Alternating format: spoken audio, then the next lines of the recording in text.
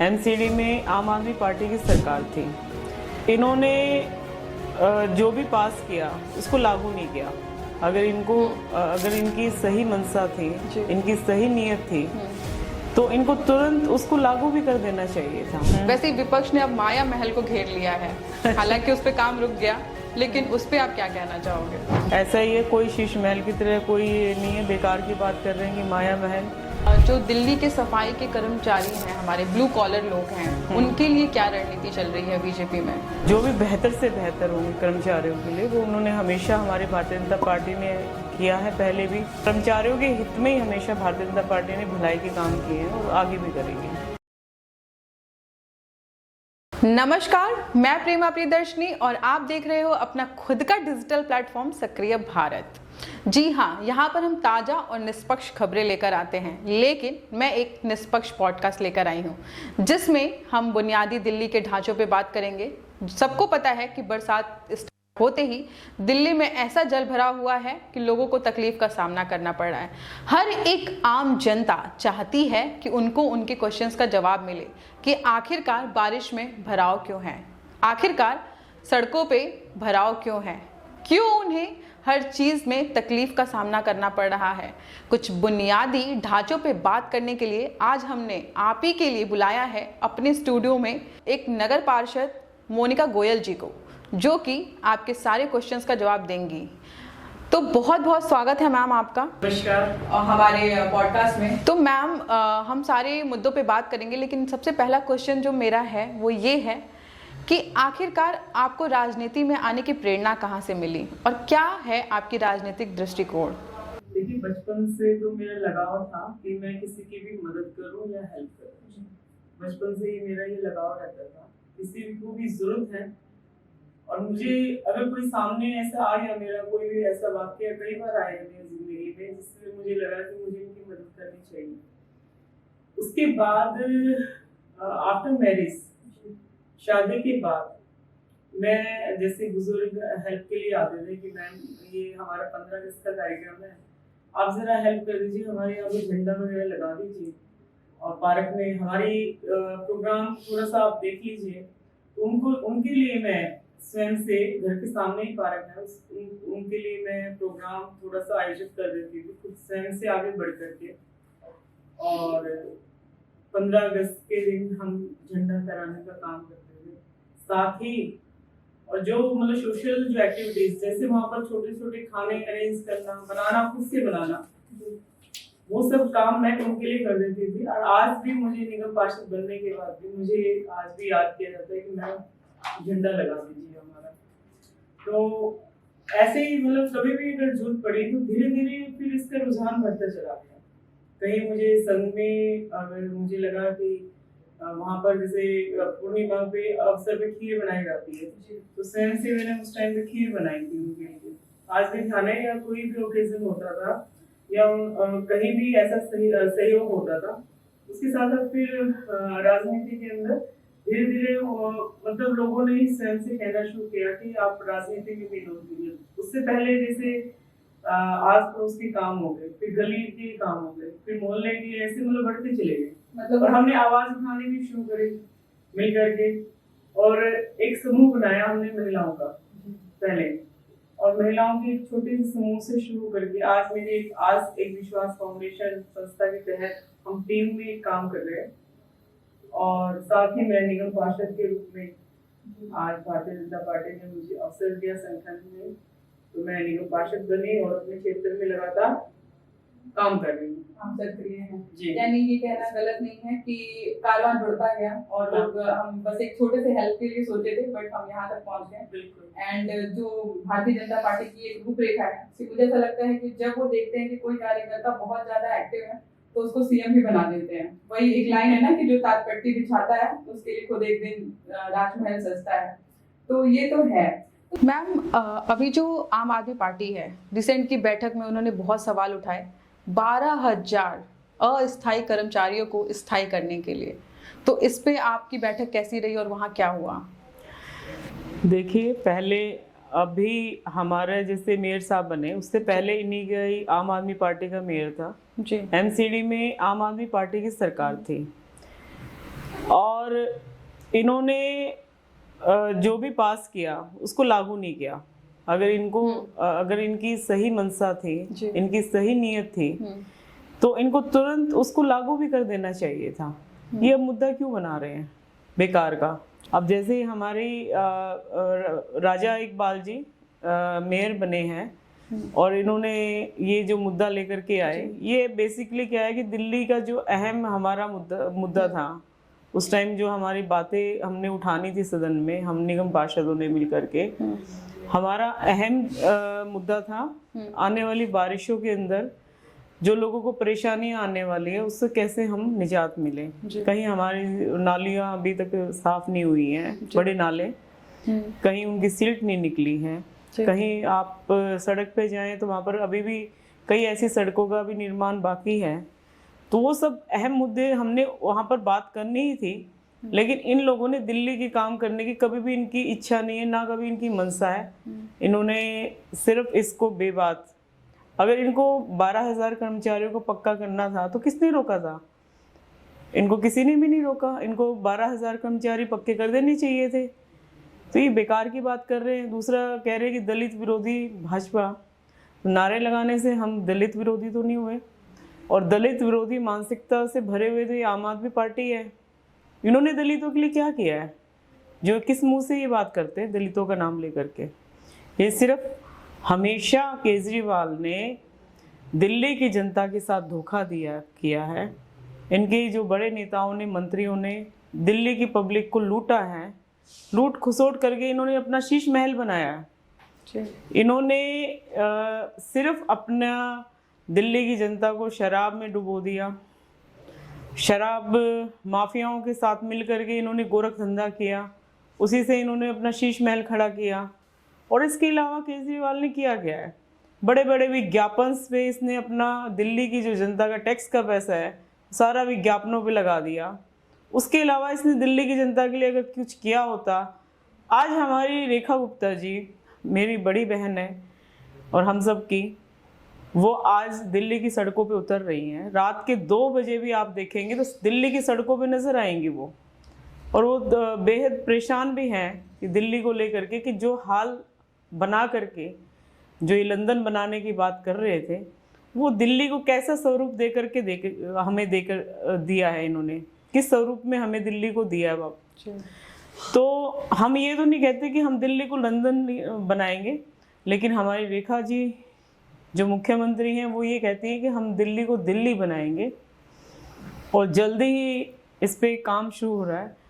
हमारे जितने भी हमारे सांसद हैं, जितने भी हमारे विधायक हैं या हम निगम पार्षद हैं, निरंतर अधिकारियों के संपर्क में हैं। खुद रेखा जी अधिकारियों को लेकर के रोड पर जाती हैं, खुद अधिकारियों से निरीक्षण करवाती हैं, कैसे काम करोगे, ये यहाँ का कैसे, इतनी बुरा हालत जो करी है उसमें धीरे धीरे सुधार होने लग रहा है।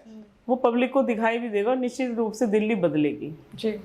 और जल्दी ही, जो कि एक भारत विकसित का सपना मैंने बताया था नरेंद्र मोदी जी का है, जो 2047 तक, और दिल्ली की जो राजधानी है उसको, दिल्ली को दिल्ली बनाने का जो सपना है, एक सुंदर स्वस्थ दिल्ली बनाने का, वो जल्दी इस पे कार्य शुरू हो रहा है।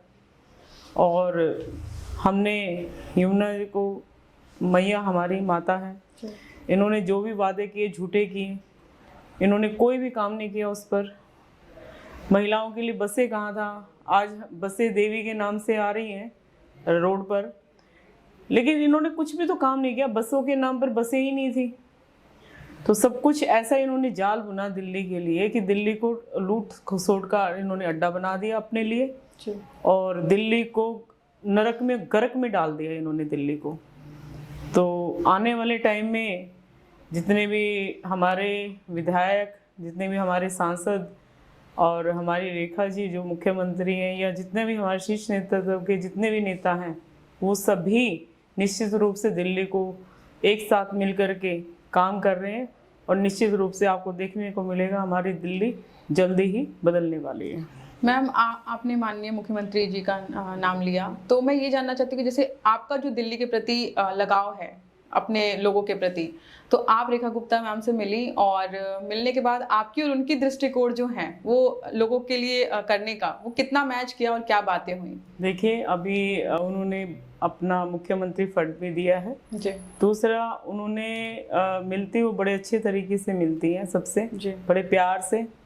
और क्योंकि वो एक कार्यकर्ता रही हैं और एक जमीन से उनका जुड़ाव रहा है। जी हमेशा ही उन्होंने जमीनी स्तर पर लोगों की आवाजें उठाई हैं। और वो मतलब बहनों को तो बहुत विशेषकर उनका लगाव रहता है बहनों से।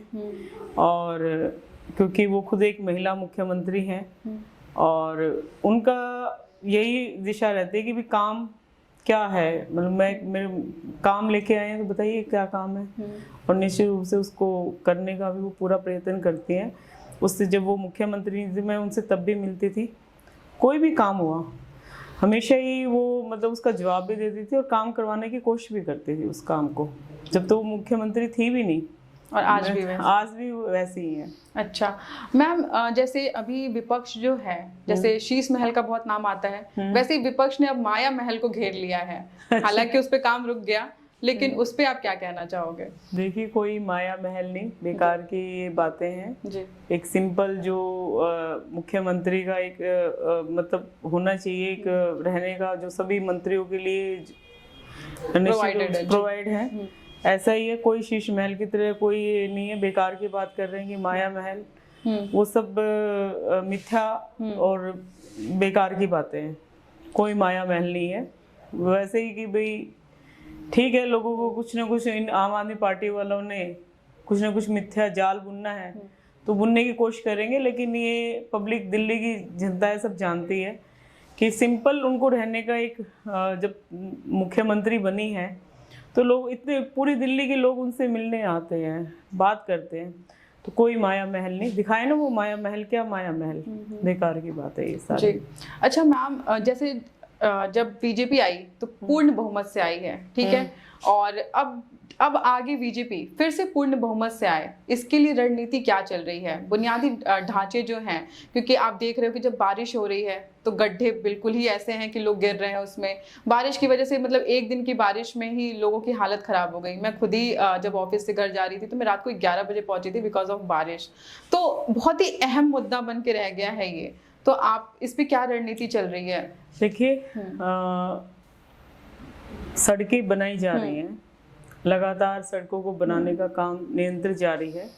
अभी वक्त कितना ही हुआ है, तो निश्चित रूप से जो सड़कें जो खड्डों में तब्दील हो चुकी थी वो उन पे काम जारी है और धीरे धीरे उन पे काम चल रहा है। और जो मुख्यमंत्री रेखा जी हैं वो पहले भी निगम पार्षद भी चुनी गई हैं, काफ़ी टाइम से वो सक्रिय हैं। वो सब जानती हैं कि कैसे उन्होंने दिल्ली को संभालना है और कैसे दिल्ली का विकास करना है। क्योंकि नरेंद्र मोदी जी का जो सपना है कि भारत को पूरा विकसित करना है, विकास करना है दिल्ली का, वो निश्चित रूप से उस सपने को पूरा भी करेंगे। और जैसे कि अब बारिश की मानसून की बात कर रहे हैं कि जैसे ही आई हैं, आप अगली बार देखिएगा निश्चित रूप से आपको ये सब बदला हुआ नजर आएगा।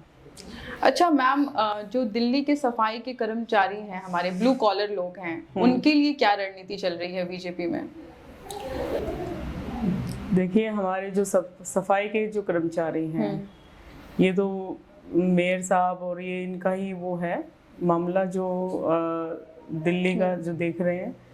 और बाकी जो भी आगे सफाई कर्मचारियों के लिए हित में जो भी काम होंगे, जो भी बेहतर से बेहतर होंगे कर्मचारियों के लिए, वो उन्होंने हमेशा हमारी भारतीय जनता पार्टी ने किया है। पहले भी हमारे भारतीय जनता पार्टी ने बहुत कर्मचारियों को पक्का किया है। और अभी जो टीचर्स हैं वो हमारे योगेंद्र चंदोलिया जी ने अभी तो मतलब इसकी बात उठाई थी और उनको पक्का भी किया था, और आगे भी इस पे काम करेंगे।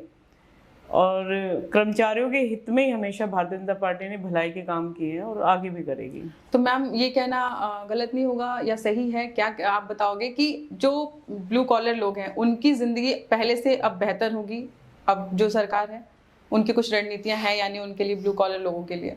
देखिए जरूर होगी रणनीतियाँ और जरूर बेहतर भी होगा जी। कुछ ना कुछ ऐसा मैं जानती हूँ जरूर, क्योंकि सबका विकास, सबका साथ, सबका विश्वास भी होना चाहिए। हमारे साथ पब्लिक का विश्वास है तो हम उनके विश्वास को खरा उतरेंगे। अच्छा मैम, जैसे क्या होता है कि जब केजरीवाल जी जो हैं यानी विपक्ष पूरा, वो जब बयानबाजी करता है तो वो सीधे सीधे ये कहता है कि हमें तो दिल्ली में काम नहीं करने दिया गया, तो इस पे क्या प्रतिक्रिया है आपकी? देखिए कि वो ये कह रहे हैं कि काम नहीं करने दिया, आपको 2 बार दिल्ली की जनता ने सर पे बिठा के रखा, तो हर चीज़ तो लॉस में जा रही थी। आज BSES की कंपनियां देखिए कि लॉस में हैं, पानी जो विभाग है हमारा जल बोर्ड है वो लॉस में है, बसें हैं वो लॉस में हैं, तो कौन सा इन्होंने विकास का काम किया बताइए आप? दिल्ली की जनता के लिए कौन सा ऐसा विकास का काम किया है कि जिसको आप कह सकते हैं कि दिल्ली की बेहतरी के लिए इन्होंने काम किया है? तो जाहिर सी बात है अगर इन्होंने कुछ किया होता ना दिल्ली वालों के लिए, तो आज दिल्ली इनको यूं मतलब भगाती नहीं, दिल्ली से झाड़ू को नकारती नहीं, झाड़ू को आज बिल्कुल इन्होंने निकाल फेंका है दिल्ली ने, दिल से भी दिमाग से भी, क्योंकि इन्होंने कभी भी, इनकी मनसा नहीं रही है दिल्ली वालों के लिए कभी भी काम करें। और हमारी रेखा जी हैं वो निश्चित रूप से दिल्ली वासियों के लिए, हमारी मुख्यमंत्री बहन जरूर काम करेंगे। अच्छा मैम, जो कुछ सुविधाएं जैसे चल रही थी हमारी, चाहे वो बसें जनता की जो है बसों की हैं या फिर जैसे मुफ्त इलेक्ट्रिसिटी है, तो क्या ये हमेशा ही कंटिन्यू रहने वाली है रेखा गुप्ता सरकार में? बिल्कुल कंटिन्यू रहेंगी। ये रणनीति क्लियर है? ये रणनीति क्लियर है और इस रणनीति पे काम भी किया है और आगे भी काम करेंगे। अच्छा मैम, जैसे जो लोग बाहर से रहने आते हैं दिल्ली में, तो अक्सर उनको बहुत हाई किराए की वजह से बहुत ज़्यादा परेशानियां उठानी पड़ती है, क्योंकि हर वो गरीब इंसान उतनी रेंट को नहीं भर पाता है, तो इसके लिए कोई रणनीति बन रही है? देखिए दिल्ली में अब तो बहुत विकसित हो चुकी है जी। और मुझे नहीं लग रहा कि आज के टाइम में जो किराया है इतना ज़्यादा हाई लेवल का किराया है, और लेकिन फिर भी मतलब काफ़ी आज देख रहे होंगे काफ़ी अब तो फ्लैट्स वगैरह भी बनाए जा रहे हैं 11-11, 12-12 मंजिल के आसपास, तो सुविधाएं रहेंगी, ऐसी बात नहीं है दिल्ली के अंदर। अच्छा, तो फिर अब जो पूरी ओवरऑल रणनीति है जो आप अपने दर्शकों से डायरेक्ट कहना चाहती हैं अपने बिहाफ में या फिर रेखा गुप्ता मैम के बिहाफ में कि भाई हम इस तरीके से दिल्ली को चला रहे हैं, हम ये चाहते हैं, तो आप क्या कहना चाहेंगी? देखिए मैं तो इतना है कि बेहतरी के लिए तो हमारी रेखा बहन, हमारी मुख्यमंत्री जी बैठी दिल्ली के लिए, क्योंकि शीर्ष नेतृत्व उनके ऊपर उनके काम को देख रहा है। ये नहीं कि रेखा जी के साथ हमारे प्रधानमंत्री मोदी जी का पूरा साथ है। और दूसरा मैं अपनी तरफ से ये कहना चाहती हूँ, वार्ड के एक निगम पार्षद हूँ मैं, तो मैं अपने वार्ड की बेहतरी के लिए जो भी प्रयास लगातार, जो भी अपने वार्ड की मतलब सुंदर बनाने में, स्वस्थ बनाने में, स्वच्छ बनाने में जो भी बेहतर से बेहतर काम है वो मैं करना चाहती हूँ। और मेरा लगातार प्रयास रहता है कि पार्कों को लगातार काम हो, जितने भी मेरे पास मैन पावर है उसको मैं पूरा लगा करके उसको काम करूँ।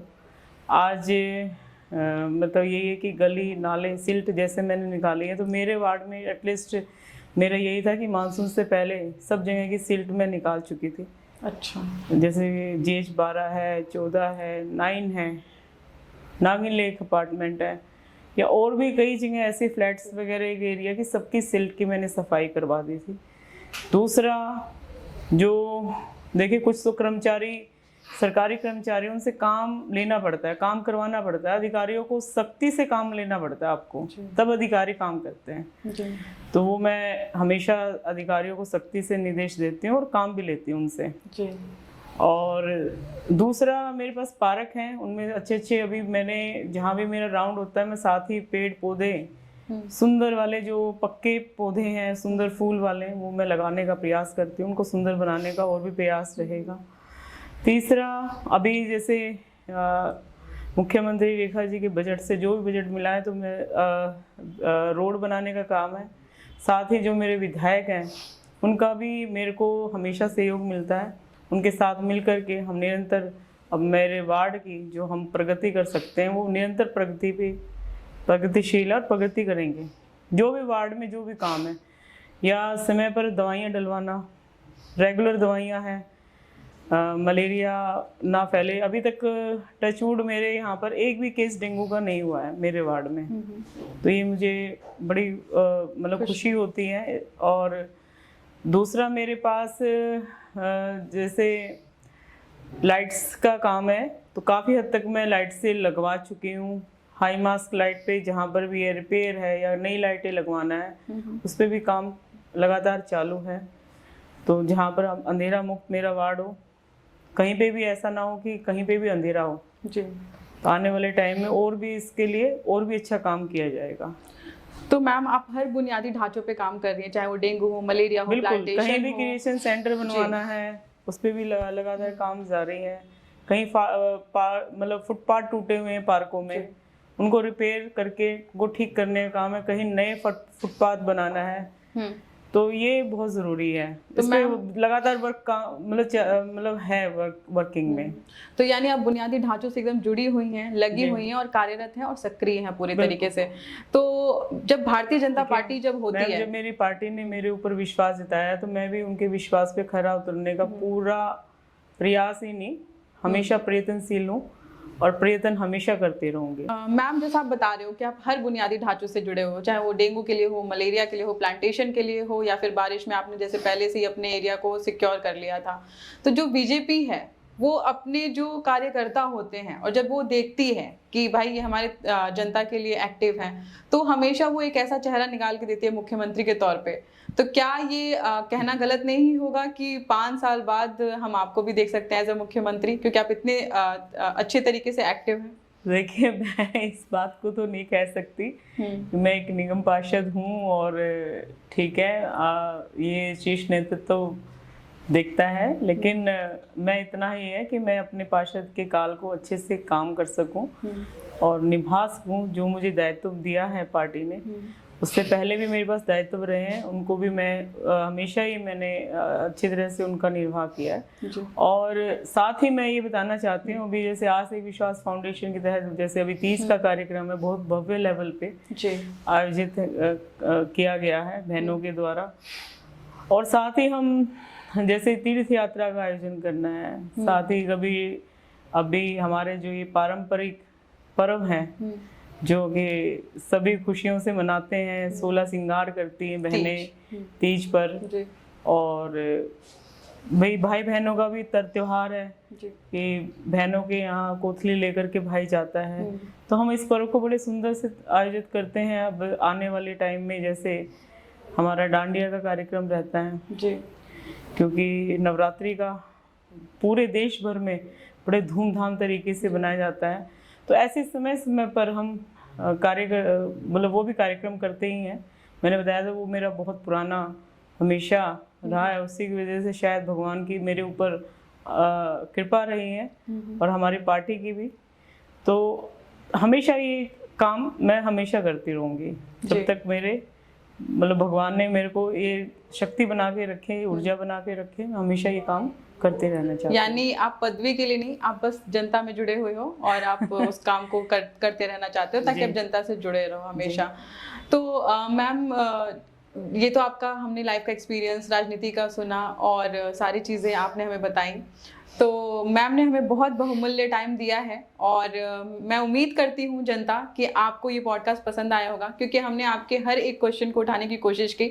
अगर आपके मन में कोई क्वेश्चन हो और जैसा कि मैम ने बताया कि आप उनको डायरेक्ट जुड़ सकते हो, आपके मन में कोई प्रॉब्लम्स हो तो आप उनको बता सकते हो और वो डायरेक्ट सीएम रेखा गुप्ता जी से भी बात कर सकती हैं। तो आप हमें कॉमेंट में ज़रूर बताइएगा कि आपके क्या प्रॉब्लम्स हैं, हम मैम तक पहुंचाएंगे या एक दिन और उनके साथ पॉडकास्ट करेंगे आपके निवारण के लिए। तो देखते रहिए अपना डिजिटल प्लेटफॉर्म सक्रिय भारत। मैं हूं आपके साथ प्रेमा प्रियदर्शनी। नमस्कार। नमस्कार।